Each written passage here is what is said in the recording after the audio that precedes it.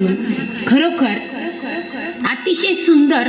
आपण म्हणतो इतकं सुंदर भाषण समृद्धीनं केलं, इतके सुंदर बोल बोबड्यामध्ये माझ्या बालजिजाऊ या खंबीरपणे उभा राहिल्या. इथे येऊन फक्त उभा राहायचं आणि खाली बसायचं प्रत्येकीने. एवढं सोपं नसतं. जेव्हा आपण की प्रत्येकाला वाटतं मा जिजाऊ जन्माव्यात, पण कुठं?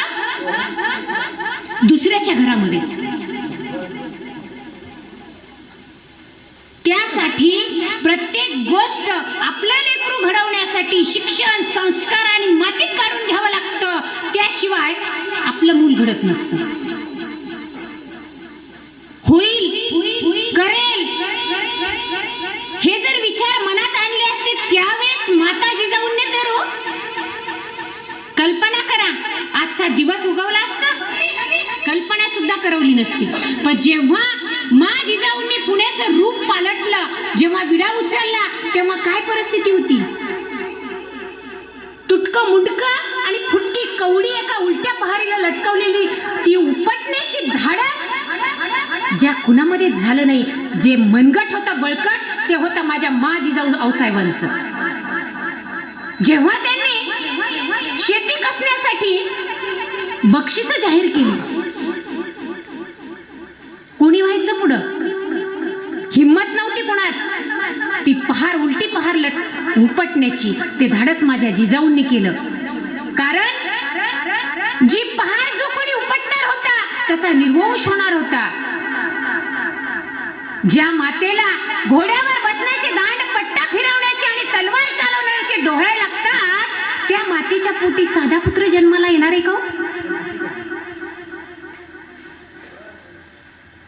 होऊ द्या माझा निर्वंश म्हणत माझ्या जिजाऊ आऊसाहेबांनी उलटी पहार उपटली आणि बक्षीस जाहीर केली शेती कसणाऱ्या माझ्या या शेतकऱ्यांसाठी.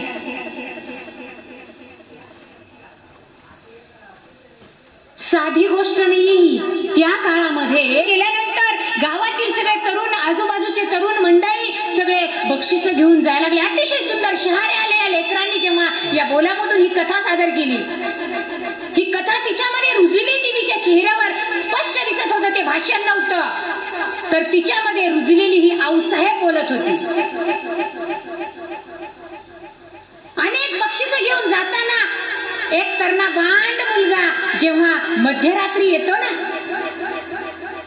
मासाहेब जेव्हा महालामध्ये झोपलेल्या होत्या, पहारेकरी तर दारातच होते.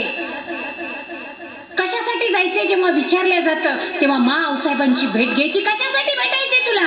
मला दाखवायचंय अख्खं शिकार मी माझ्या पाठीवरती आणली आहे आणि मला माझ्या आऊसाहेबांना दाखवायची आहे. त्यांनी बक्षीस जाहीर केलेले. अरे ते तू सकाळी पण येऊ शकशील ना? नाही, माझ्या आऊसाहेबांना मला आज भेटायचंय ना, आत्ता भेटायचंय, याच वेळेला भेटायचंय. असं म्हणणारे तरुण जेव्हा पुढे येतात ना, तेव्हा खरी क्रांती होत असते बघा.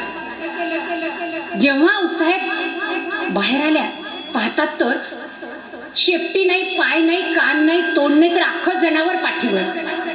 अरे हे तुम्हाला सकाळी जरी दाखवलं असतंस तरी मी तुला सोन्याचं कडं बक्षीस दिलंच असतं ना रे.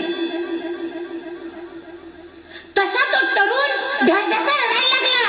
नाही आऊसाहेब, नाही, मी तुमच्या सोन्याच्या कड्यासाठी इथपर्यंत आलो नाही. त्या तरुणाच्या डोळ्यामधून घळघळ अश्रू व्हायला लागले. आऊसाहेब, आऊसाहेब, मी आलोय ती तुमची कौतुकाची पाठीवरती थाप घेण्यासाठी.